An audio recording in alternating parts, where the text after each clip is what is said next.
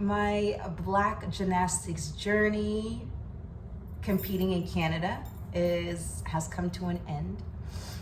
I'm thinking about making a video series for my university experience, my NCAA USA versus Canada experience. So I'm thinking of starting that coming up soon. But what I wanted to share today, I wanted to fast forward. I wanted to fast forward to 2020, where Blackness is so important and so many people have been woke about racism, discrimination, injustices. As a coach within Gymnastics Ontario that really felt there was a need to have a conversation about Blackness in gymnastics since it's never been done. I was approached by a couple of coaches and said, hey, would you be interested in this? They're looking for Black coaches and athletes to have a talk together and just bring some awareness together. I said, sure, I'm open to it. I'm already sharing these stories, but I'm happy to share with a group of Black coaches and athletes and just see kind of what happens from it. My intention was, if I am going to be doing this, the change that needs to happen is that there needs to be a mandatory training and education on culture, Blackness, inclusion.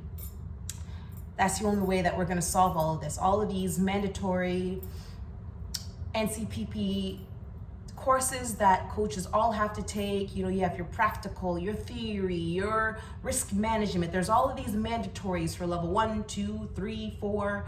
Within that, what I'd like to incorporate is training on Blackness, education on Blackness, and understanding Blackness. So a group of us, 4 or 5 coaches, retired athletes that came together on this beautiful Zoom call, and we had a talk together. And the young lady who founded this conversation is Caucasian and just wanted to make some change within herself, within her club, see how she can improve, which is a very beautiful thing. Our conversation went really well, and she has a lot of pull within the system, so she was able to contact Gymnastics Ontario and say, hey, there's a coach in Congress coming up. I really think it'd be a great idea to incorporate a talk on Blackness in gymnastics. And they accepted that. And they said, this is such a great idea, you know, just going with the trend. This is what we need to do. It's the best thing. Beautiful, right? Yes, I know.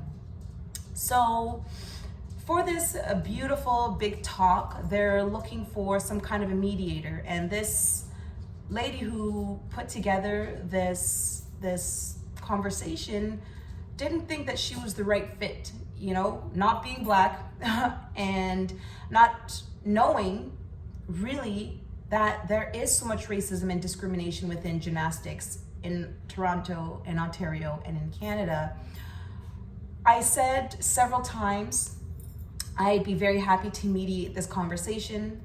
I understand the perspectives. I've been there, I've done it. I was an elite athlete for 5 years. I coached provincial and national level athletes, so I've seen it, I've experienced it, I'm in it. So many times I said, hey, I can mediate it, you know, just sending my messages and just trying to keep this beautiful force kind of going. My messages were read, but not responded to. And so that was kind of confusing to me. Okay, I see you're receiving my messages, but you're ignoring me. Okay. A few days later, I see an email to our group saying, great news, I have found the perfect mediator. The perfect mediator. This is amazing. This person is I'm confused because I know I sent several messages and, you know, within that group and even to her and said, hey, I'd love to mediate this. I'd be great for it. So I see this email with excitement and everyone responding with such great news. I keep my mouth shut, okay? And I have a meeting with this great mediator. She's white. It's another white woman. So I have this conversation with her, and we have a very honest conversation together. And she tells me that she respectfully declined the position because she doesn't feel right being a white woman leading a Black conversation about gymnastics. And I tell her, I appreciate that. Thank you for doing that. That means a lot that you're able to see that you are not the right person to mediate this conversation. And I told her that I had reached out and said, I would like to be that mediator. This is something that I would like to do since XYZ. She's shocked. She's absolutely shocked. She cannot understand why they would have reached out to try to find her, a white woman, when they already had someone within that circle that could have mediated this conversation. Since she didn't know about me, because obviously my messages were ignored, she reached out to a Black man to mediate this conversation, who knows nothing about gymnastics, is not engulfed in the sport at all. So he's the one that ends up mediating this conversation. A few days later, I did reach out to the young lady who founded this conversation and say, hey, I just wanted to check back in. I know I sent a message to you and I saw that you read it, that I'd like to be the mediator for that coaching congress that we just had. I would love to understand your perspective as to why you didn't respond, why you pushed forward with someone else and thinking that that better fit would be a white woman over me. And she apologized and said, oh, there's no hard feelings. I just felt that this person had a better accreditation to be able to run this conversation, kind of that outsider perspective. And while I'm not a crazy person, while I'm a very understanding person, my message should have been acknowledged. Has she just had that conversation with me and said, hey, Brittany, thank you for your message. This is what I'm thinking. How do you feel about that? Do you feel you might be too emotional? All of these things that she could have been thinking would have been a simple conversation with me. Let us talk it through. So my frustration is that there are a lot of white people out there that are good, that have good hearts. I believe that. I trust that. I understand that. My frustration is that while they have good intentions, there's a sense of entitlement. Because as I brought this conversation to her, the first thing she kind of threw at me was, well, my intention is in the good place. My heart is in the good place. I never said your heart wasn't. And because she felt, and her heart was in the right place, she felt like she could make decisions based off of her good intentions. So there became a sense of entitlement. White people doing great things and having their hearts in the right place, but going about it the wrong way. I was silenced. I was told that I was just not good enough for the position before she even got to know me. She didn't have a conversation. She doesn't know my background. It was just assumed that I was just not the right fit. And she made that decision. This is supposed to be a group thing. This is supposed to be for the betterment of Black people. And she made that decision on her own instead of consulting the Black group. That's my frustration.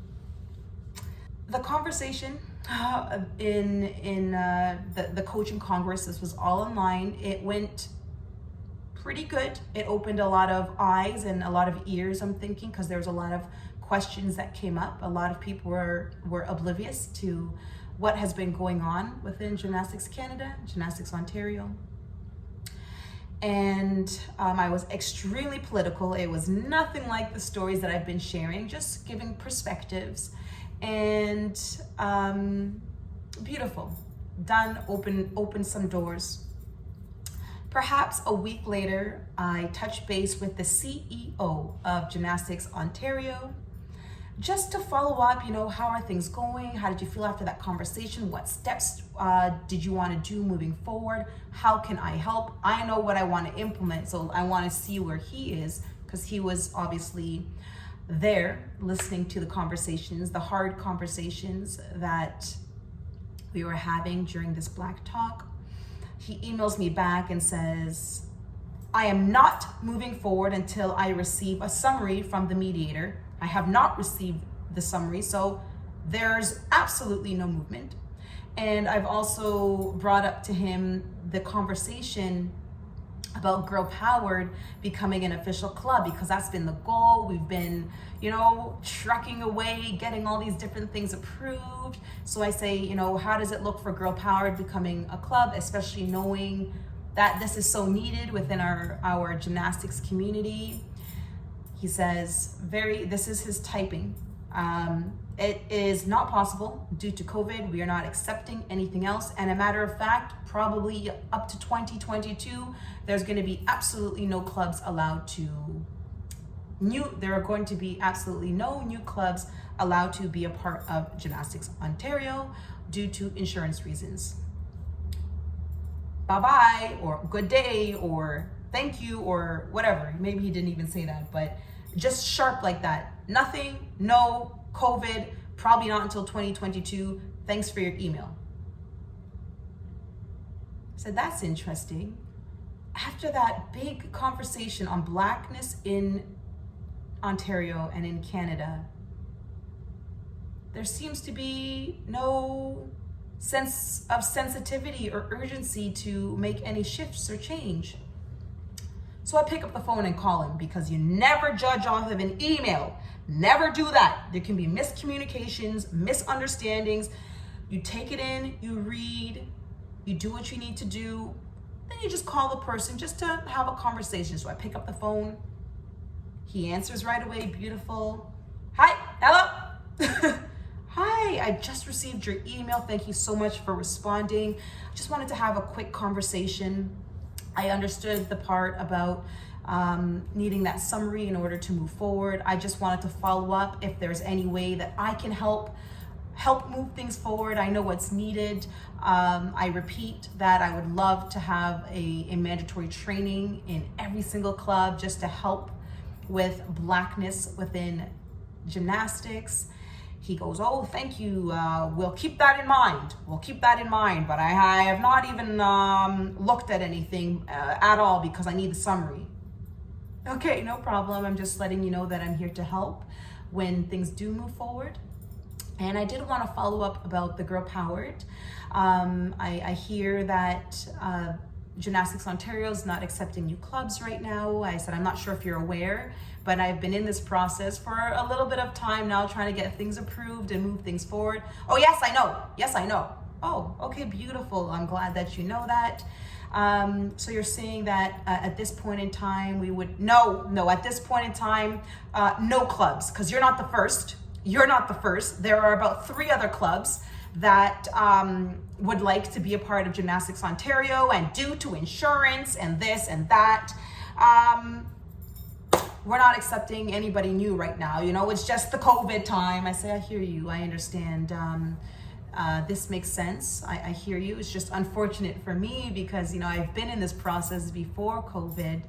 And then the email also said, possibly going into next year. Going into 2022. That's a far ways away. Yeah, well, I can't predict it. I don't with COVID, it could keep going. It could not. I'm just going by what the insurance is telling me. I'm just, with a response just so hot to talk to me.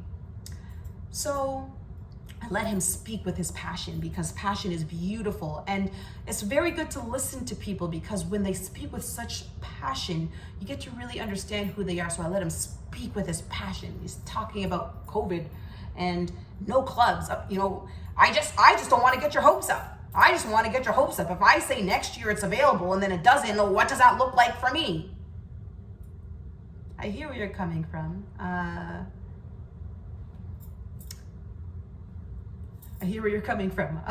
not sure. And I even expressed to him, it sounds like you're very passionate about this strong no.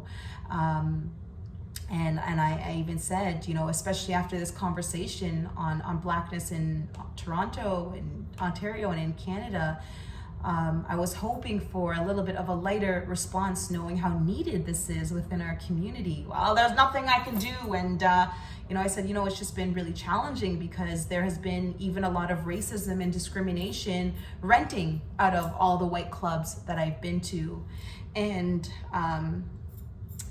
he very strongly says, I know I'm the CEO of Gymnastics Ontario, but as a club owner myself, I have 3 clubs under my belt. And as a club owner with 3 clubs under my belt, I would not even entertain the idea of having girl-powered to have your club training my gym. I would never even entertain that. It's a burden and I don't get anything out of it. So I actually support and absolutely understand why the clubs are turning you away, because again, as a club owner myself with 3 clubs under my belt, I would not entertain this idea. It's a burden. What do I get out of it? There's so much going on, and to add another club inside of my club, this is just way too hard, and I understand why every other club would turn you away with this strong passion. So I smile and I say, thank you. I hear how passionate you are, and I appreciate your honesty from the root core, because he's talking from his core. And I say, it's just a little bit disappointing for me, because as the CEO of Gymnastics Ontario, who was listening to this conversation and heard all of these very awful stories, I would think that there would be a little bit more understanding. With the other clubs, perhaps they don't know, but as the head of our program, speaking as passionately as you are with your strong, absolutely not, no, it's a burden, I get nothing out of it, you're in a sense setting the trend of what every other coach and club is going to be doing. You're setting the trend, you're the leader. And if you're speaking so harshly and strongly about this, there's absolutely, I have no faith and no hope looking ahead.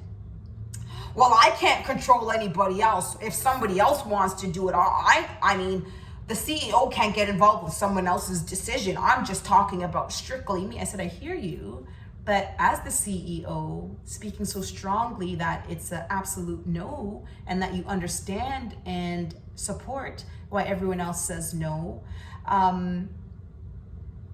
you're still setting the trend. You're still setting, well, once again, anyone's allowed to do what they want. I'm just talking about me. That he says he would do is he would be okay with girl-powered training in his gym, but under his name. And the reason why this is very important for him is because he wants everything in his gym to be going his specific way. And so he wants to be able to have the ability to say, no, don't do it that way, change that, I actually don't like that music. And I said, I hear you and I appreciate your perspective, but that brings us back to the old drawing board. And that is the complete opposite of what we're standing for with Girl Powered. I mean, the reason why we need our own style is because we are completely different. You know, the dancing in gymnastics is typically done to that Caucasian type Russian ballet, classical ballet. Our bodies don't move that way. We dance to drums. So drumming is something that speaks to our soul. And to have, for example, you come into the space and say, we don't want drums, I don't want it this way, I don't want it that way, that defeats the purpose of us having a Black gymnastics club. Yeah, that's true. It definitely would defeat the purpose, but that's the only thing I would be okay with. I would only be okay with you training in my club if it was under my name, because I need to have the final say on everything. And I listened to this and I said, that kind of just brings us back to the exact same place. That's not something that I would ever stand for, and it's not something that I feel comfortable with. He's like, yeah, well, that's what it is. And that's the only way that I would do it, because I would need the final say on everything. Yeah, especially if it's in my club. If I don't like the way that something's going or how something looks, I need to be able to have the ability to walk over and say, change it up, don't do it that way. And I said, okay, well, that's just never going to work for us. So at this point, we'll just continue doing what we're doing. And everything happens for a reason, and everything happens in due time. And it's just really unfortunate to hear the way that other minds think, and how there's no sense of understanding of what's needed and for the betterment of the sport. Just to push the boundaries a little bit here. You say it's a burden, and I'm trying to understand how it's a burden. I'm trying to understand also how it's a competition. My demographic is completely Black, and half of my students are not able to pay. And some of them are not able to come with healthy snacks. Some of them are not even able to get a ride to the gym. So when you say a sense of competition, they're two completely demographics. I know the other clubs would never take the girls who are not able to pay, who probably don't have food, who won't have a ride. There's a lot more that my program is standing on versus just trying to make money. Well, I understand it's a good cause. You know, don't get me wrong. I understand that it's a good cause, but like I said, I just, and I said, let's flip it for a second. How about the sense of I'd be renting the gym from you, so there's a sense of you'll be making some money from this. How about that? People love money. I don't know. It's just it wouldn't be enough. It wouldn't even be enough money. It's just and then trying to figure out the scheduling times of when you can train versus my athletes can train, because we don't want distractions that way. I'm just saying that I wouldn't do it. Plain and simple. I just absolutely wouldn't do it. I said, okay, I appreciate you hearing me. I appreciate you listening, and I appreciate your passion from your root core. And once again, when you decide to move forward, when you get that summary, I'd be really interested to hear what steps Gymnastics Ontario takes to move things forward. He says, oh yes, definitely. Like, I'm so appreciative of you checking in and this and blah, blah, blah. The way that you're trying to wrap things up and make things nice again, that's what he's doing now. And we complete our conversation on a beautiful, calm note, and we're gonna touch base with each other. It has now been over a month, and I have not heard anything. I have not seen anything. Of me was thinking, why am I trying so hard? Why am I trying so hard to help Gymnastics Ontario when they don't even care to make a change? I've already started my Black gymnastics and dance company, and I'm making the difference there. And for all of the unfortunate Black parents and athletes out there that is jumping from gym to gym because they're not feeling comfortable in the gym they're in, I'm sorry. I'm so sorry to hear that. And I know this is happening because they're reaching out to me. They're finding me on Instagram, and they're telling me their stories, and they're sharing things with me. And at this point, I'm not even recommending any other gym within Gymnastics Ontario, and I won't. I'm standing firm. If you're that disappointed, Gymnastics Ontario is not going to do anything about it, at least not right now. Come train with me. Come train with me. And I know that at some point I'm going to have a sponsor that is going to sponsor a building and a gym, and we can really start to build the beauty of what I've been setting in place. And I know it's coming. I know it's coming. So for everyone that's having hard and challenging times, my gymnastics club is coming. We just have to be very patient in the meantime. But that's my story. That's my little rant for today. And thank you guys for listening. Ashe.